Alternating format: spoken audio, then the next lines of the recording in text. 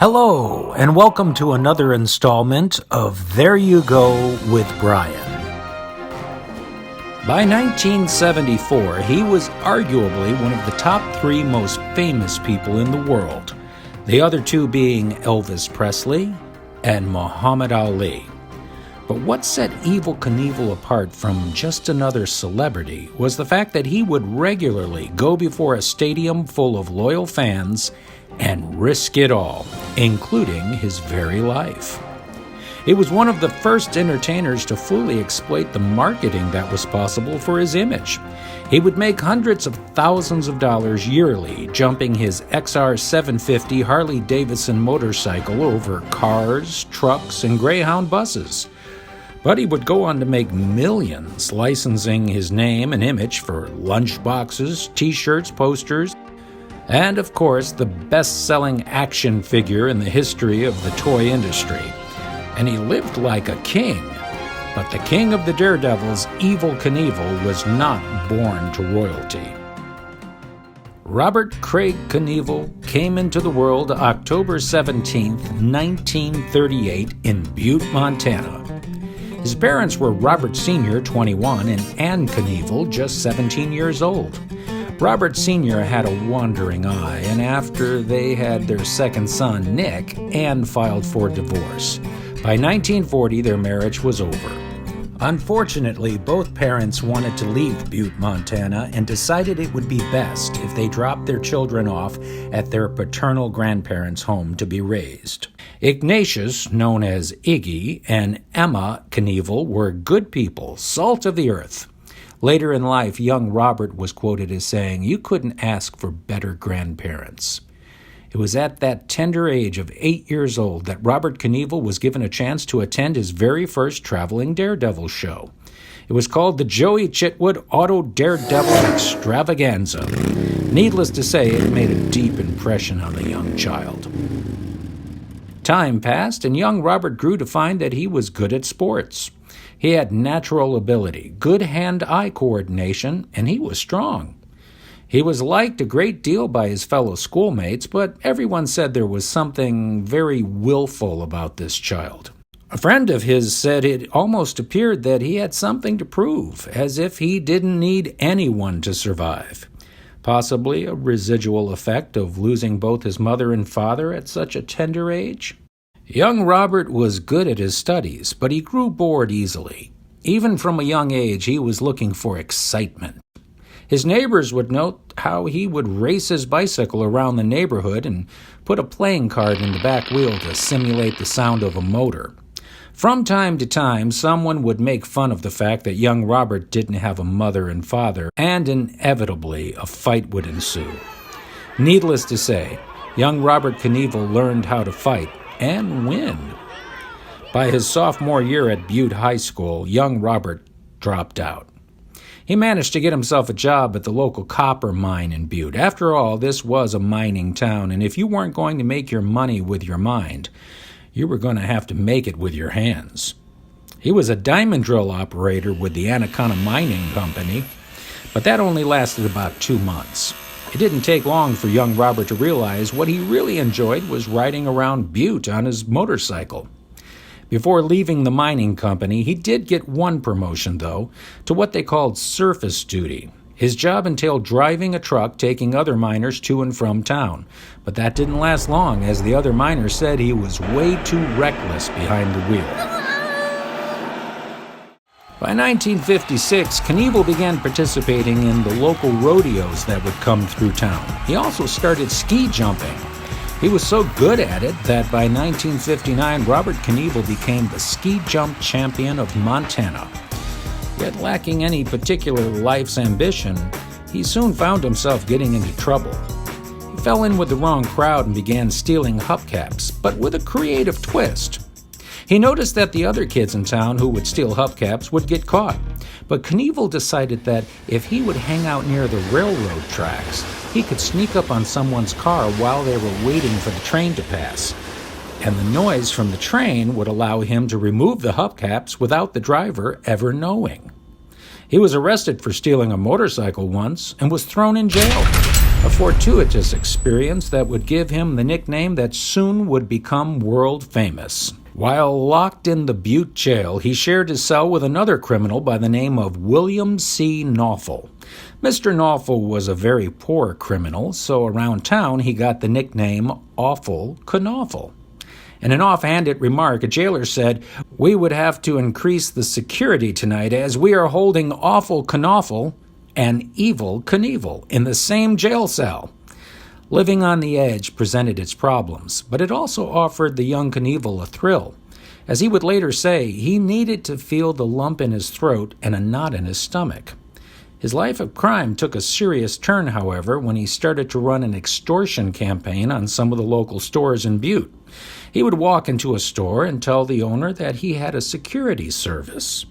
He would guarantee that the store would not be broken into as long as the store owner paid Knievel a fee to his security service of $50 a month. He started breaking into jewelry stores as well, and he even set out to rob a bank. Yet he was fearful of actually going to prison and serving real time. He was quoted as saying, "I had so much pressure on me. I was scared to death I would go to the penitentiary. I said to myself when I looked in the mirror, 'What is the matter with you? Can't you live like a real person in society and amount to something in life?'" It was at that point that Knievel made a major change in his life. He drove to the Sacramento River, opened up the trunk of his car, and took out all the burglary tools that he had been planning to use for robbing a bank. He threw them into the river and made a promise to himself that he would never wrong another person again as long as he lived. He tried to clean up his life. He even joined the United States Army. It was there that he got on the Army track team and became a pole vaulter. After his time in the military, he made his way back to Butte, Montana, where he met his wife, Linda. As soon as Bob met Linda, he knew that he wanted her in his life. The only problem was Linda's father couldn't stand young Knievel. He found him obnoxious and full of himself. On top of that, young Bob seemed to be going nowhere fast. In other words, he had no prospects. Well, what is a young man to do if his future wife's father won't allow him to marry his daughter? The only thing young Bobby Knievel could think of was to kidnap his future wife. He knew that young Linda would be ice skating at a particular rink in town. He made sure he was there to offer her a ride home, and once she got in his car, he tied a rope between the two door handles on either side of the car so she couldn't get out. It wasn't long after they married that they had their first son, Kelly. It was at this point that Robert Knievel started to take his future more seriously. After marrying Linda, young Bobby Knievel tried his hand at starting a semi-pro hockey team in his hometown of Butte. He was the owner, the coach, and the starting center of the Butte Bombers.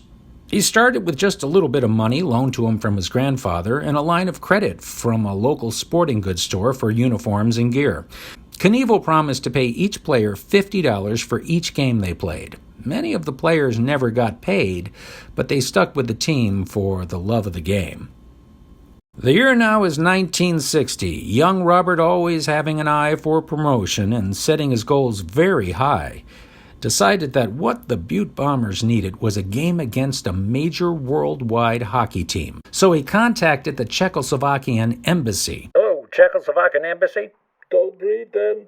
Yeah, this is Bobby Knievel in Butte, Montana.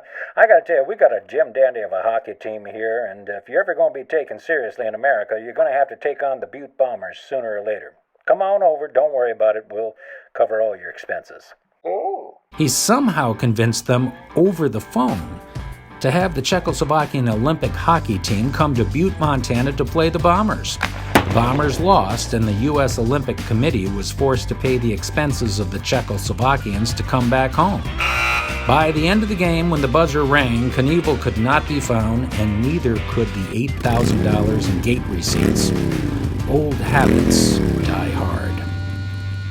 It was at this point Bob realized his greatest strength was selling himself. He acquired a position at the Combined Insurance Company of America, working closely with W. Clement Stone, a very wealthy and successful entrepreneur. He suggested that Knievel read Success Through a Positive Mental Attitude. It was a book that Stone had written with Napoleon Hill, the author of Think and Grow Rich. Knievel credited much of his later success in life to Stone and his book. Even though Robert Knievel was the #1 salesperson at the insurance company, he demanded a raise and a promotion to the position of vice president, and he was promptly turned down. It was at this point in his life that he started to wonder if he was ever going to be able to be a success at anything. By 1963, Knievel was now living in Washington State. He opened a little shop and started selling Honda motorcycles. The only problem was that they weren't selling, and he needed to earn money for his wife and son Kelly and the latest addition to the Knievel family, Robbie. He put out a challenge in the local newspaper saying anyone who could beat him at arm wrestling was welcome to come into the store and he would give them $100. He never lost. In order to sell motorcycles to people, he realized he had to get their attention, so he decided to try a rather unique promotion this time. He built 2 ramps and put them 50 feet apart in front of the store. He notified the local newspaper that the following Saturday he was going to take one of the Honda motorcycles and jump the 50 feet over a pen filled with 2 mountain lions and 50 rattlesnakes. Needless to say, over 300 people showed up. On the day of the jump, Knievel cleared the takeoff ramp just fine, but he came down a little short and landed on the container of rattlesnakes, crushing open the container and having the rattlesnakes pour out. People were terrified, but after things calmed down, sales of the motorcycles at Knievel's shop went off the charts. Robert Knievel learned 2 valuable lessons that day. Number 1, there was power in creating a spectacular promotion. And number 2, he was not afraid to gamble with his life. Although later in many interviews, he would say he didn't look at it as gambling with his life. All his jumps were very well thought out, planned, and organized. While some people thought he was reckless, Knievel felt just the opposite. Yes, jumping a motorcycle could be dangerous, but as Knievel said many times, getting out of bed can be dangerous. But when it came to jumping a motorcycle, from start to finish, he had a sense of control, even in the most dangerous of situations. He was the man in charge. He set the goal, he made the plan, and although risk was involved, if he was diligent in his planning and thoughtful in his preparation, there was a very good likelihood that he would survive with minimal injury. Through the many changes and all the ups and downs of Robert Knievel's life, the one constant was his motorcycle. There was something that the vehicle represented to him. Was it power, autonomy over one's life, or more simply put, freedom?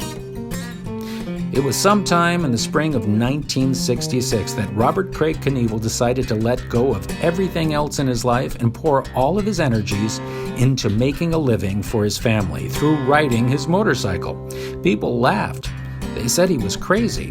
But the young boy who was abandoned by his parents, who was a high school dropout, who was told by so many people in his hometown that he was never going to amount to anything, who had gotten in more scrapes with the law than he cared to remember, who tried to turn his life around through reading books about creating the life you wanted through a positive mental attitude. That young man was about to embark on a dream that few would ever dare to dream, much less create into reality. A life that would go into the history books as one of the greatest stories ever told in the annals of sports and entertainment. All he needed now was to get people's attention, and that was going to require something much bigger than jumping over a mountain lion and a box of rattlesnakes.